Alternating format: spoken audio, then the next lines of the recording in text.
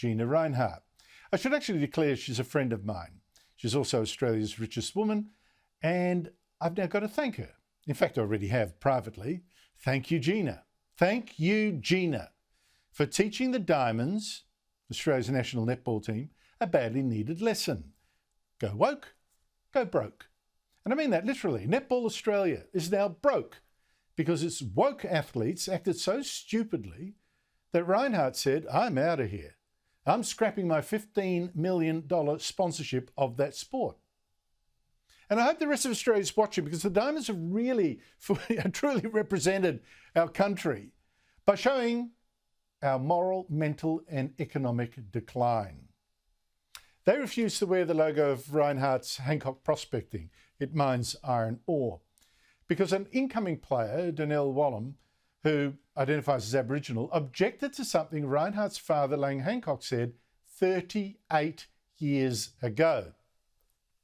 It's really that stupid. Gina and the company that she's led for 30 years since his death, 30 years, are being judged by an offensive comment by her long-dead father. Now, true, what he said back then, a decade before Wallace was even born, was offensive. I won't hide that. Those that have been assimilated into earning good living or earning wages amongst the civilised areas, that have been accepted into society, and they have accepted society and can handle society, I'd leave them well alone. The ones that are no good to themselves and can't accept things, the half-caste, and this is where most of the trouble comes, I would dope the water up so that they were sterile and would breed themselves out in the future, and that would solve the problem. I agree, it's appalling. I'm not hiding it from you. But do we really now judge people by ancient comments made by one of their relatives, a father, a grandfather, maybe an uncle? How can such witch hunting now be applauded on Twitter and on the ABC as brave, principled, when it's so immoral and tribalist?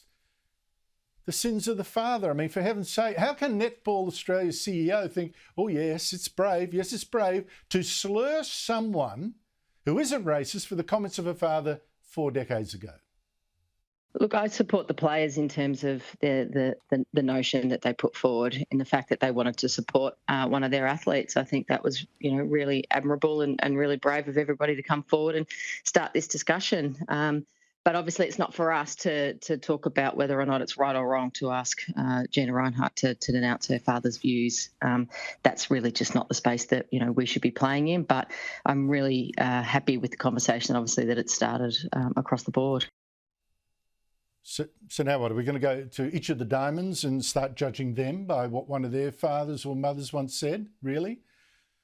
Now, the thing is, I've known Gina for many years and I've never heard anyone accuse her personally of racism, and that should count. In fact, one of the Aboriginal corporations promotes her Handrines Futures Scholarships, which gives young Aborigines training, mentoring and a job. She also backs Pilbara Faces, which uses 3D facial analysis to identify rare diseases in Aboriginal children. How many of her critics have done as much? And that's on top of the more than $300 million her company has paid in royalties over 7 years to traditional owners of lands where she operates her mines. So when Wallam said she couldn't wear the Hancock Mining logo because of something Gina's father said before Wallam was even born, her teammates should have told her, look, be fair. Judge Gina by what she is and what she does. And think of the rest of the sport, by the way, which is desperate for a sponsorship, with Netball Australia now facing ruin with reported debts of $4 million.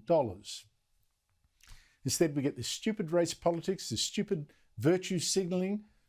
All the team players back the one against the good of the many. Gina has now rubbed in the message. I think there's a very valuable public service that we now have people striking poses and despising the very things that prop up their rich and pampered lives, like the climate poseurs. Oh, we hate fossil fuels, while happily flying to Europe or to Bali or Fiji or climbing into their SUV. Now, Gina rubbed it in by noting that the Diamonds will be hurt most by losing her sponsorship. since the top players have been demanding what she called a very substantial increase in wages at the very time when their code is broke and can't afford to pay them. What a badly needed message for a country that's drowning now, not just in debt, but in race politics, global warming catastrophism, and anti-mining earth worship. You cannot demand the lifestyle if you reject the culture, the discipline, and the industries that create it. And thank you, Gina, for making that so clear.